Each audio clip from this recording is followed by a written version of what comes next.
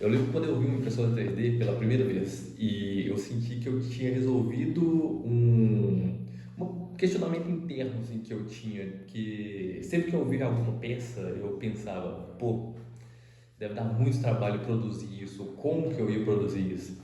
E com uma impressora 3D nós conseguimos fazer, bem dizer, qualquer peça mecânica. Então eu tinha achado uma solução. E eu vejo muito pessoal, principalmente os canais brasileiros aqui, né, lá fora também, eles tocam muito no assunto de você produzir alguns produtos, né, com impressora 3D, produzir e vender vasos, bonecos, etc. Só que eu vejo um lado muito pouco explorado da impressora 3D, pelo menos nesses casos de conteúdo online, que é você utilizar ela como um degrau para estudar algum conteúdo. Nós sabemos que existem aí diversos modelos de fósseis, de itens históricos, estruturas, partes robóticas, até mesmo de biologia. Então a impressão 3D ela pode ser utilizada como um degrau, né? Porque não é só ela que vai ser utilizada, não é porque você vai imprimir algo que você vai conhecer, mas ela vai te ajudar a ter o contato com aquilo e todas as dinâmicas, as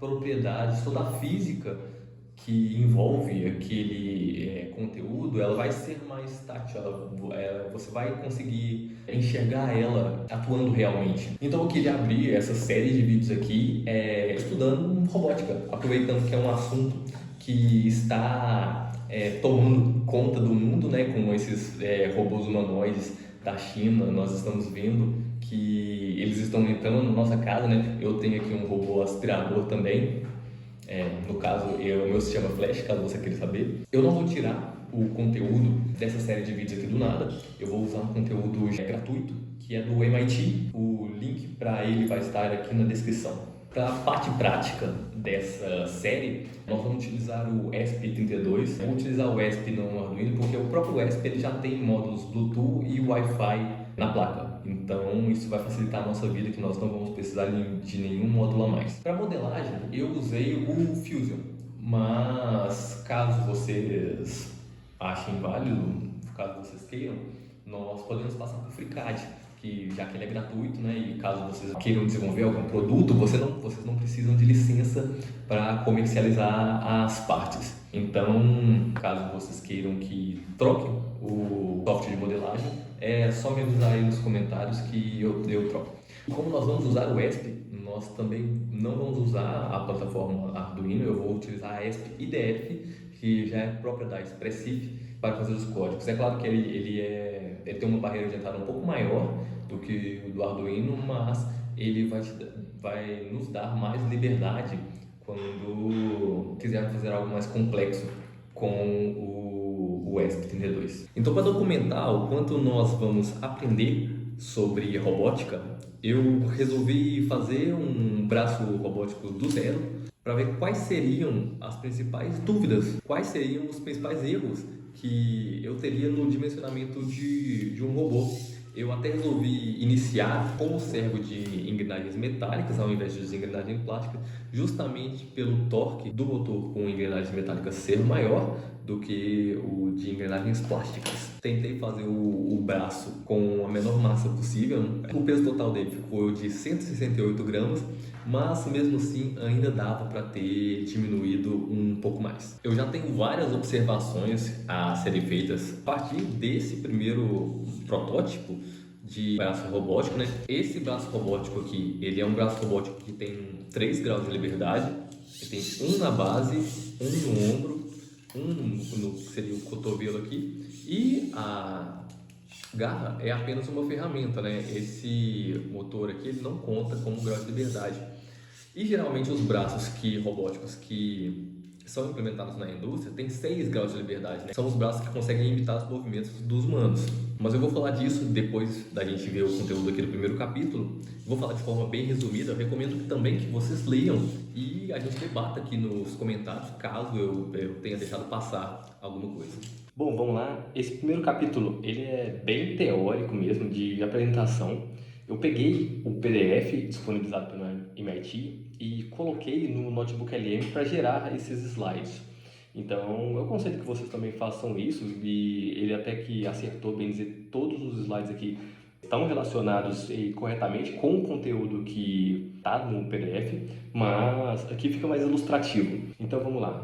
Aqui ele fala só da história mesmo, de quando surgiu, né, a patente, mas o principal conceito que está por trás, né, como que surgiu o braço robótico, ele veio de dois que eles chamaram aqui de ancestrais, que são as máquinas de controle numérico e um robô manipulador remoto. A máquina de controle numérico vocês podem associar como se fosse a própria impressora 3D. Ela foi elaborada, montada para certos movimentos. Por exemplo, a impressora 3D tem sempre o eixo X, Y, Z. Ela não necessariamente, a impressora 3D cartesiana tem sempre o eixo X, Y, Z. Ela pode imprimir várias coisas, mas ela não passa além daquilo. Quando você pode falar que vou colocar um laser para ela ser um cortador a laser, mas ainda assim ela é meio restrita, pelo menos a movimentação que ela pode fazer. Já um manipulador, ele tem a destreza, ele foi feito para imitar o braço humano, e nós vamos ver aqui para frente que essa origem desse braço manipulador, ele foi feito para seguir os passos de um mestre que ficava um profissional mexendo com os transdutores, né, de posição, e o escravo, ele apenas repetindo esses movimentos. Tanto é que ele ficava em ambientes hostis, em ambientes perigosos, onde o cara que ficava manipulando ele não tinha acesso, não precisaria estar. Aí a junção dessas duas áreas aí deu origem à robótica. O exemplo mais claro que eu acho que temos de braços robôs manipuladores é em linhas de produção de veículos automotivos, em linhas de produção de veículos. Mas hoje em dia nós sabemos que existem diversas outras localizações. Aí a junção dessas duas áreas, o autor mesmo fala aqui que surgiram diferentes problemas. Esses problemas é o que nós vamos ver em sequência, né? Por exemplo, como que você determina a posição de um braço robótico a partir dos comandos dos seus atuadores, dos seus motores. E isso nós vamos ver que surgiram as equações que descrevem a movimentação do robô manipulador, que é a cinemática, né? Aqui ele cita um pouco, né, como que nós determinamos em qual posição que esse robô vai estar, dado que eu tenho tais entradas, porque é fácil calculá-la para apenas uma entrada. Quando nós temos um motor com apenas um link, ok, nós conseguimos determinar onde esse último ponto aqui vai estar. Mas quando nós temos uma cadeia e dependendo de como estava a posição anterior do outro elo, torna um pouco mais complicado descrever essa posição ou esse deslocamento. E também a dinâmica, porque cada orientação do robô vão fazer com que os atuadores tenham que atuar de maneira diferente. Porque dependendo da posição que o braço robótico está, vai exigir um torque diferente dos atuadores. E outra coisa também, nós queremos que esses robôs eles sejam autônomos, então precisamos que eles interajam com o ambiente. Só conseguimos isso através de sensores, mas nós também temos que entender quais as tarefas que eles vão fazer. Por isso nós temos que planejar e elaborar algoritmos para que os robôs eles consigam interpretar aquele dado e tomar decisões a partir deles. O que eu acabei adiantando é o assunto que esse slide aqui toca, onde sensores externos ao robô vai pegar informação do ambiente e sensores internos vão falar para o próprio robô sobre o estado dele. Sendo os nossos olhos seriam os sensores externos do robô, que de certo modo também estarão ligados a ele, mas também temos sensores internos, talvez aqui a associação seria o nosso sistema nervoso, o nosso tato. E através desses sistemas, desses sensores, desse conjunto de sensores, que nós temos os robôs que estão conosco hoje em dia. O principal problema que ele também destaca aqui é sobre a questão da locomoção e da navegação desses robôs. Isso ele propõe que é o objetivo da robótica, tentarmos entender sobre manipulação, locomoção e comportamentos de outros robôs e também de nós mesmos desenvolvermos essas metodologias de engenharia para construir sistemas para resolver tarefas específicas. Para a modelagem do braço robótico, eu fiz todas as peças no Fusion. Aqui está a base, essa aqui seria a peça do ombro, onde tem o motor do ombro dentro da base. Essa peça aqui seria o braço, esses aqui seria o motor do braço. Essa outra peça aqui seria o antebraço, esse aqui seria o motor do antebraço. Deixa eu botar aqui um pouquinho. Esse aqui seria o motor do antebraço. E o atuador aqui da garra, né, que seria a nossa ferramenta. Aí para demonstrar a garra, deixa eu girar aqui um pouquinho. Eu peguei a junta aqui e o movimento dela. Sobre a programação, eu abri a SPDF aqui com o template padrão e pedi a ajuda da IA para elaborar um código para o controle deste meu braço robótico em específico. Esse código aqui ele vai estar no repositório do link da descrição. Eu pretendo ir realimentando esse repositório conforme essa série for evoluindo. Então fiquem ligados nele. Ele está super bem comentado. O principal destaque aqui é o módulo que nós vamos utilizar para controle do PWM, né? Esse servomotor aqui ele é controlado via PWM. A partir do ciclo do PWM ali, nós determinamos para qual ângulo que o servomotor vai. Todo o código está super bem explicado, todas as variáveis e funções. Então, qualquer dúvida que tiverem, podem dar uma olhada nele. E para controlarmos o robô, eu também pedi para que fosse feita uma aplicação em Python para que a gente possa controlar cada um dos motores. E esse controle ele vai se dar de duas formas. Uma maneira instantânea, que já seta o ângulo direto no que o servo vai, e mais devagar, mais suave, onde o servo se movimenta um ângulo por vez, como se ele fosse por passos. Também aqui temos a opção de real time, que seria a partir do momento que eu colocasse os ângulos aqui, quando eu soltasse esse slider aqui, ele já enviasse o comando, eu não precisaria clicar nesse botão aqui de enviar comando. Temos também o Home, que é para colocar todos os motores em suas posições iniciais, e também aqui para perguntar em qual posição eles estariam, né? Eu coloquei aqui as peças para imprimir e sim, eu uso cura, estou me sentindo um dinossauro falando isso, mas pretendo aprender sobre os outros fatiadores no futuro. Eu rearranjo aqui as peças, tem um porquê da orientação de algumas peças, principalmente essas peças do cotovelo e do ombro, porque eu vou precisar que elas tenham uma maior resistência nessa orientação. Aí para montagem não tem nenhum segredo, as peças são simples, onde a maioria dos encaixes são dos servomotores e dos horns, né, do servomotor, dos chifres dos servomotores com as outras peças.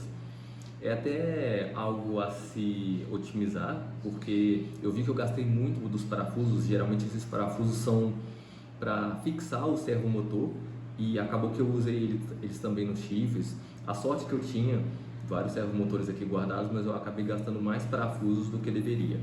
Uma das coisas aqui também que eu passei, como esse servomotor ele tem uma limitação de ângulo e nós não conseguimos ter o feedback disso, eu precisei montar, verificar e desmontar novamente para colocar ele numa faixa de ângulo correta. E era para isso aqui que eu precisava da orientação do motor. Assim, para não ter que utilizar um outro eixo ou um outro rolamento, eu preferi usar, né, o PLA com PLA aqui e isso encaixa bem, fica bem firme desse jeito, mas talvez seja algo a se otimizar em montagens futuras. Bom, agora eu vou testar a movimentação do robô para ver como a aplicação Python ficou. Vou ligar a alimentação, tem que segurar ele, a base não ficou muito boa, essa é uma das coisas que nós temos que melhorar. Beleza, então tá ligada, vamos testar aqui, que é uma movimentação suave, né, em tempo real. Mas vamos testar a movimentação da base.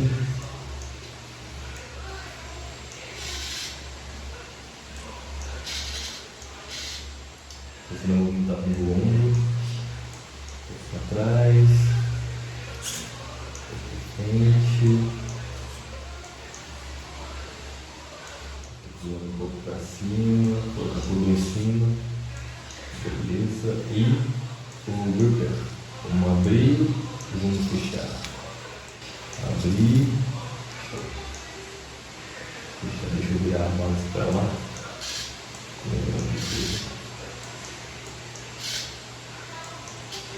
Beleza, só abaixar aqui um pouquinho.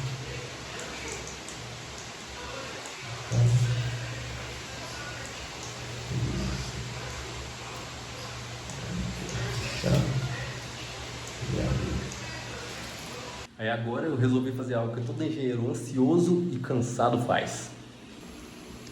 Eu literalmente amarrei ele num pedaço de madeira com durex. Aí agora, depois de ver que tinha algum problema com a eletrônica aqui, com as ligações, não sei se é o cabo, depois eu tenho que ver direito, né, porque tá na protoboard aqui. Resolvi o problema da base, mas ela ainda tá bamba, ainda tá muito bamba. Tenho que arrumar o chifrezinho ali do servomotor. Vamos lá fazer os testes dele. Vamos lá, mexer a base, mexer o ombro, mexer o cotovelo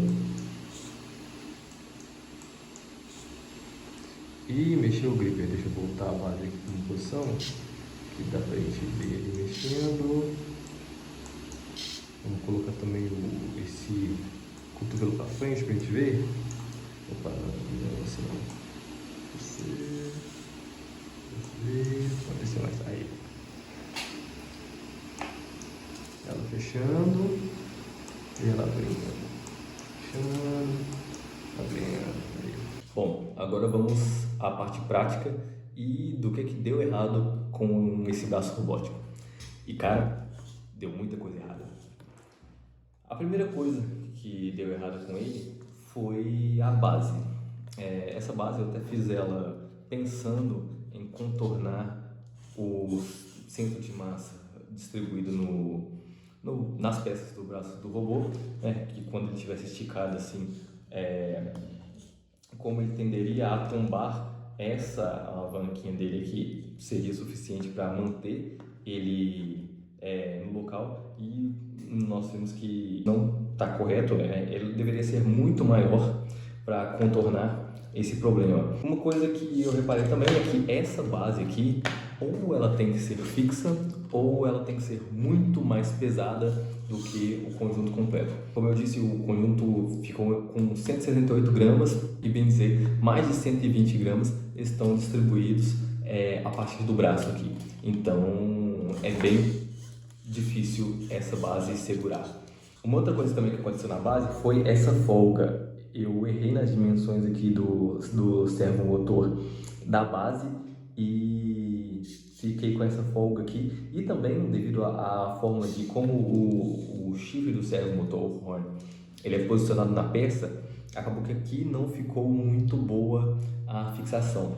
Então uma coisa que eu vou corrigir na próxima iteração desse braço robótico é trocar a maneira de posicionar os horns do servomotor. Eles vão ficar por cima e o parafuso que vai no eixo do servomotor, ele vai pressionar o chifre, a peça de fixação, entre a peça impressa e o servomotor. Devido a essa distribuição de massa, como eu disse para vocês antes, nós começamos até com esse servo com engrenagens metálicas, por conta do torque dele ser maior do que o de engrenagens plásticas. Mas mesmo assim, para movimentos em posições específicas, apenas uma junta por vez, ele não foi suficiente. O legal disso é ver que em certas configurações é possível sim movimentar o braço robótico. E isso casa da teoria da navegação, de como seria possível fazer uma movimentação correta desse braço robótico apenas utilizando esse servomotor aqui. Mas o que haveria de impedimento nisso é que algumas posições seriam restringidas. Por exemplo, para sair desta posição aqui, o ombro talvez não poderia ser atuado diretamente. seria necessário que o cotovelo ele se elevasse para que o centro de massa do conjunto inteiro fosse deslocado, para que assim esse servomotor aqui do ombro tivesse força, torque o suficiente, né? Pelo menos o torque estático dele suficiente para que elevasse esse conjunto para cima, e assim, talvez com uma correção do cotovelo no meio do caminho, esse deslocamento ocorreria sem problemas. Mas aí, de qualquer forma, como eu vi que em algumas posições ele não é suficiente, e já tem uma outra coisa que eu já estou me adiantando, é o que? Nós precisamos ter um controle desses motores. E como que nós vamos fazer isso, já que nesse servomotor MG9TS, sem desmontar ele e mexer na eletrônica dele, não é possível. Nós vamos fazer isso aumentando a potência do nosso servomotor. Nós vamos utilizar agora, na próxima iteração, o MG996R. Eu comprei um conjunto aqui que eles possuem rotação 360 graus. Então eu consigo controlar a velocidade deles, e nós vamos também colocar alguns encoders magnéticos para conseguirmos assim determinar a posição deles, independente de como eles foram instalados, né? Porque uma das coisas que eu tive problema realmente foi em questão de posicionamento do local desse servomotor. E também para fixação dele, nós vamos utilizar esse hornzinho aqui de alumínio, que ele é bem mais resistente do que esse de plástico. Colocando esses servomotores para funcionar, eu pude perceber o efeito que cada conjunto cria em certas juntas. Além de que ver também que o torque estático não é suficiente. Há também o efeito do torque dinâmico e também da própria inércia das partes. E a última coisa que eu percebi, que também foi errada, foi a força de pegada do grip. Esse aqui é um mecanismo de link de 4 barras. Ele é bem legal de aprender a fazer ele, mas eu não dimensionei corretamente a força que este servomotor faria no momento de pegar algum objeto. Então ele acabou ficando bem fraco, né? Aqui nós podemos perceber que o grip ele é muito maior do que o antebraço. E bem dizer, a montagem dele ficou apenas pelo movimento, sendo que a força aqui ela é muito baixa. Então, nas próximas iterações, uma das coisas que temos que fazer é aprender a modelar esse grip direito, para que a força que ele exerça aqui seja suficiente para ele poder pegar grande parte dos objetos. Se você chegou até aqui, muito obrigado por ter assistido esse vídeo, e eu te peço ajuda para como continuar com essa série, porque eu não sei se eu fui muito teórico ou eu não abordei certas coisas que vocês gostariam de ver. Talvez eu devesse dividir mais, ao invés de colocar um capítulo por vez, colocar separar tudo que o capítulo aborda e separar em diferentes vídeos, para que assim fique mais fácil de vocês observarem. Ou talvez vocês não queiram saber muito da parte teórica e mostrar mais da parte prática, porque o intuito dessa série é mostrar que como a impressora 3D ela pode ser um degrau para você explorar diversas outras áreas. Aqui nós estamos tendo o contexto da robótica, né, a aplicação mecânica da própria impressora 3D, mas ao mesmo tempo nós também estamos estudando a programação e também a eletrônica. Vamos explorar a eletrônica através de sensores e dos motores que nós vamos ter que colocar no braço robótico para poder fazer um controle preciso dele. E para o futuro dessa série, além da troca dos motores e da aplicação de sensores nesse próprio braço robótico, nós vamos expandir ele, porque, como eu disse lá no início, esse braço robótico ele tem apenas 3 graus de liberdade e uma ferramenta, então nós vamos expandir isso para um braço de 6 graus de liberdade, para que ele seja flexível, conforme nós vimos lá na teoria, e possa ser aplicado em diversas outras aplicações. Nós vamos colocar também ele em uma diferente base, tanto fixa quanto móvel, então nós vamos trabalhar também a locomoção dele no ambiente. E também vamos aplicar visão computacional. Assim que passarmos por todas essas partes, nós vamos começar a implementar o aprendizado de máquina nele, tanto através da visão computacional quanto do próprio movimentação do robô que ele vai ter que fazer para tarefas específicas. Então, de novo, eu agradeço você por ter visto esse vídeo. Deixa o like no vídeo e comenta aí, por favor, o que você gostou, o que você não gostou, para que essa série ela possa ser melhor aproveitada, porque o que eu mais quero aqui, o meu objetivo aqui é realmente passar esse conhecimento, mostrar como usar a impressora 3D, a própria internet, os recursos que nós temos disponível aí para o aprendizado, beleza? Então até a próxima.